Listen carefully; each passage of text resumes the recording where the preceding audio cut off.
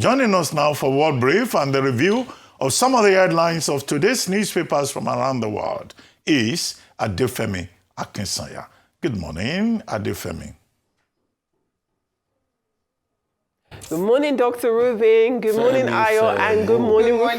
I hope everybody's doing well. We're doing great. Oko, my man. Yeah. That's me. That's me. Good morning to you all, and good morning to you viewers.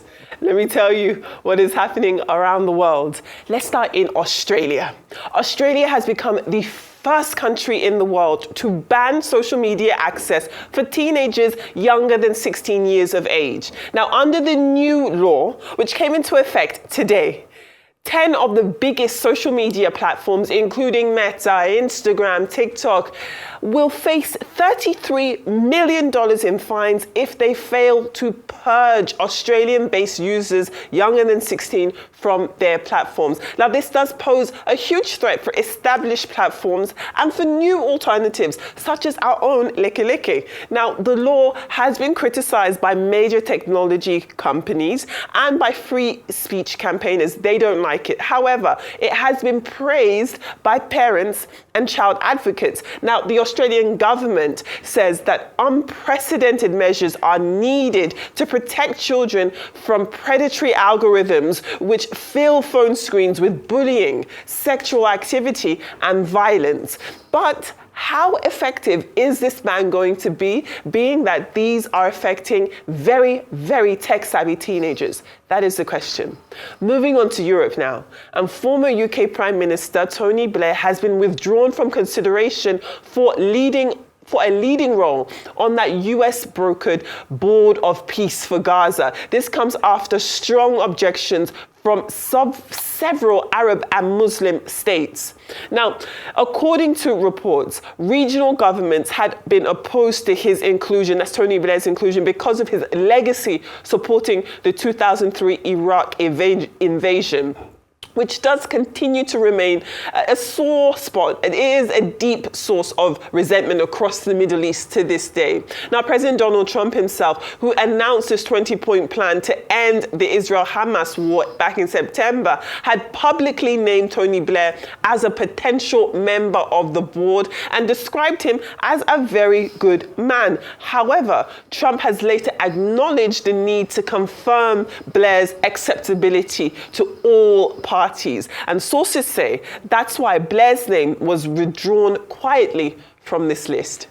Now, moving on now to the African continent, and unfortunately, there have been 200,000 people who have fled their homes in the Democratic Republic of Congo, and that is as Rwanda-backed M23 rebels march on strategic eastern towns. Now, the mass exodus of people comes just days after Donald Trump had this huge event where the Rwandan and the Congolese leaders were dedicated to proclaiming peace and prosperity. But the United Nations says that at least 74 people, who are mostly civilians, have been killed, that 83 more have been injured in hospital, and many are still dealing with wounds and escalating clashes in the area in just recent days alone. Now, M23 fighters, they've been pushing towards Uvira on the eastern side of the Democratic Republic of Congo as early as Tuesday, and that was after coming under attack by government forces. Now, this is according to the leader of the alliance of the Fleuve Congo Rebel Coalition. They've been urging fleeing soldiers not to abandon the town. So very, very dire straits happening over in the eastern part of the Democratic Republic of Congo. But before we come over for conversations, let's take a look at our newspapers. As ever, we begin with the front page of This Day. And This Day does lead with news that the Nigerian Governors Forum has praised President Bola Ahmed Tinubu for averting Sunday's attempted coup in Benin, saying that his swift intervention prevented a major security threat to Nigeria. Now, the Senate has approved troop deployment to Benin, while ECOWAS and France supported the action. Religious leaders commended President Tinubu's decisive leadership, urging similar efforts to tackle insecurity within Nigeria. Also on the front page of this day, we do have reports that River State Governor Siminalayi Fubara has defected to the APC. I know that you just discussed that in the beginning of the show, and he did cite support from the president for his decision. We also see that Osun State Governor Ademola Adeleke has formally joined the Accord Party for his 2026 re-election bid. Now, the PDP criticized Fubara's move as a self-inflicted political injury. Let's move on to the New Telegraph this morning. The New Telegraph does report that ECOWAS has declared a state of emergency over the resurgence of coups, expanding terrorist activities, and declining electoral inclusivity across West Africa. Now, the president of ECOWAS, Omar Touré, has said, and he is calling for stronger joint action, more frequent Security Council meetings, and credible elections as several states prepare for votes coming next year. Let's move on to the Daily Times. Let's take a look at the Daily Times.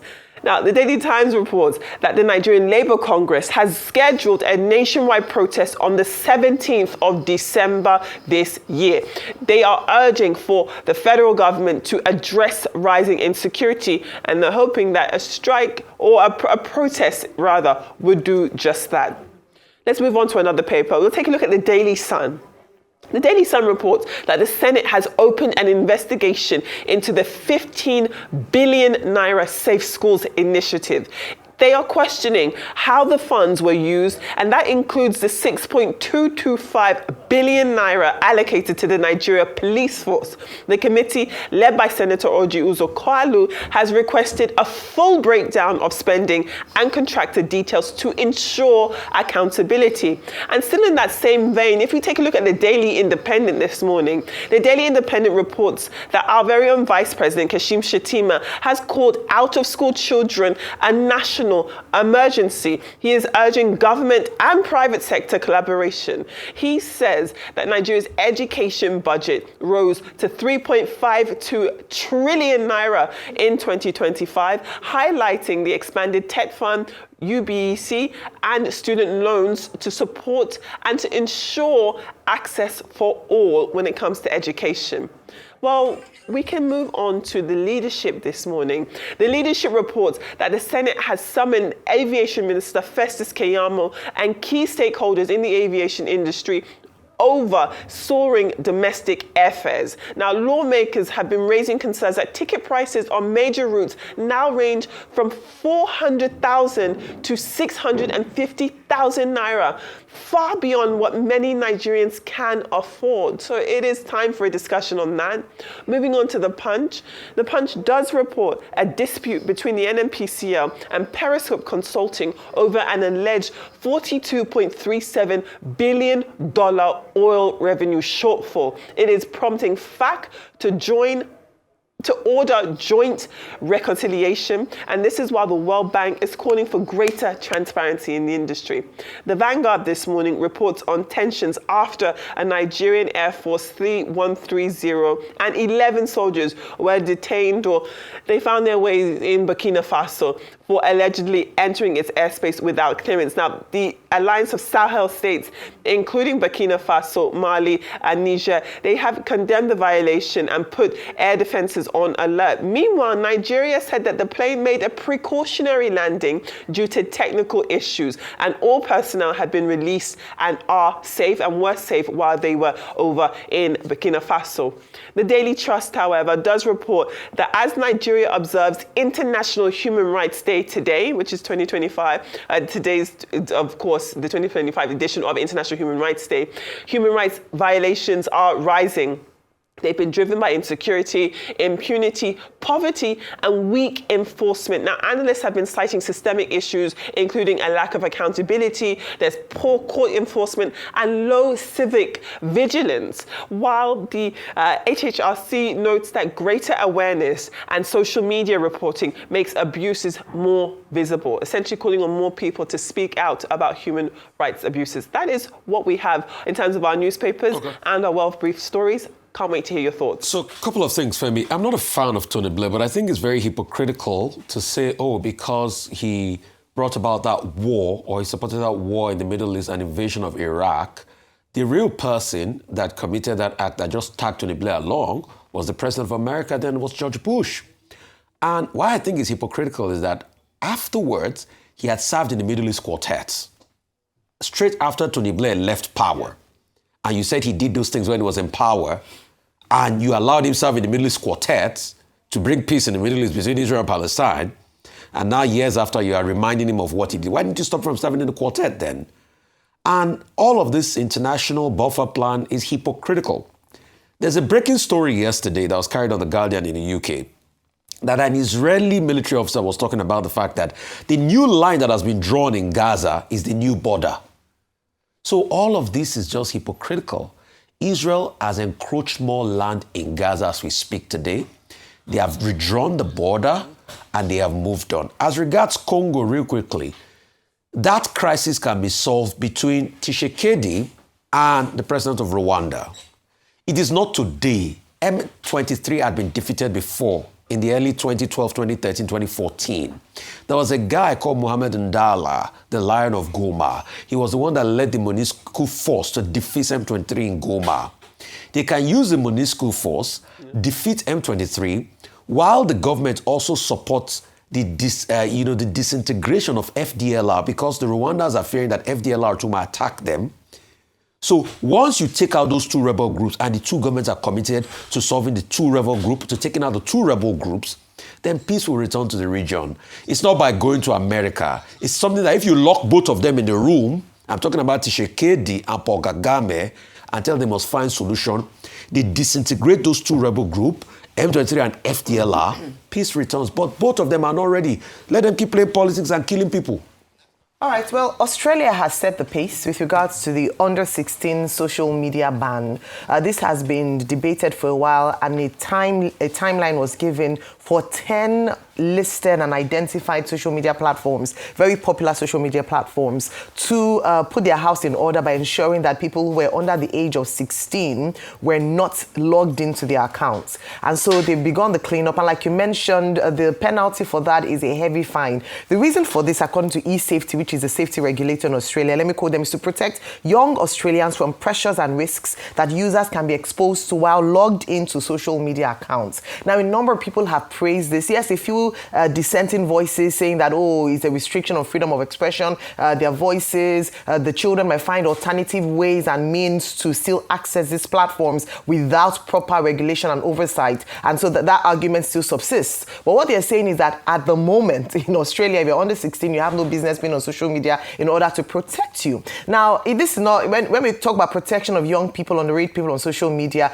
Europe has taken a stance in to a certain extent. Australia's move is the steepest so far. For instance, in Italy, if you're under the age of 14 years old, you need parental consent to be on social media. If you are in France, under 15 years old, you need parental consent to also be on social media, and the social media platforms have a duty to ensure that they verify your age before you sign on. So we see that different countries around different parts of the world are finding ways to protect their young people. We've heard things around online bullying. We've heard things around phishing accounts. We have seen in very extreme cases where young people have taken their lives based on the level of bullying that they've experienced on social media. And so this conversation is one that's been had. Now, New Zealand is trying to copy that action, and more countries watching how successful it would be in Australia might actually toe that line to ensure that they protect young people, young adults across these countries. But let's see how it would work out, because like they said, finally, I'll mention this point around deep fakes, VPN being used, even though that's part of the provisions for the social media platforms to look into, but to see how they'll be able to manage it. And if it's successful, other countries might definitely toe this line.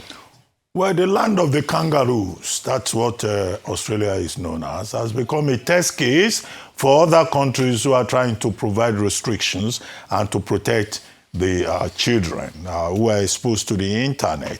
Now, before now in the US, if under federal law, the restriction is age of 13. But in other states, Utah, Arkansas, California, New York, attempts have been made to even provide more restrictions. In Sweden also is saying it will provide restrictions. UK Technology Secretary says it is studying what is happening in the land of the kangaroos very closely, and we also make similar recommendations. In Russia, Instagram and Facebook are already banned. However, it is in Australia that you now first have a formal national law. It was passed 34-19 in the Senate overnight. It will now go to the House of Reps, where there is a majority of the ruling party. So it's going to pass in Australia. But as you pointed out, the challenge is about implementation.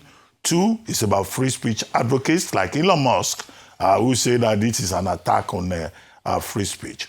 Now, the law, in my view, doesn't go far enough. It penalizes the tech companies. It says they will pay $50 million if they violate. But it doesn't place penalties on parents and the children. So I think parents too should be penalized, because parents have a role to play in this matter, as you have seen in other jurisdictions. As for DRC, while they were still meeting with President Trump, who was saying he was delivering peace, there was already a problem back home in the DRC. Now the last zone that the M23 have not captured, Uvira, they've gone there. They've captured Goma. They've captured Bukavu. Now they've captured Uvira. Now, and then Burundi is also getting involved. The fear is about a further escalation in the Great Lakes region. When they met in Washington, we said, will this thing work? President Kagame calls Tshisekedi a manipulator consistently, and now we have this blowout. As for Tony Blair, it's not just that he supported the Iraqi invasion. He is also involved in some projects in Gaza, particularly Trump's, what does he call it? The Trump Riviera, and that raised concerns among the diplomats in the Middle East. So those are the issues in that particular regard. Well, thank you very much, Adefemi, for bringing us the World Brief and also a look at some of the top stories in today's newspapers.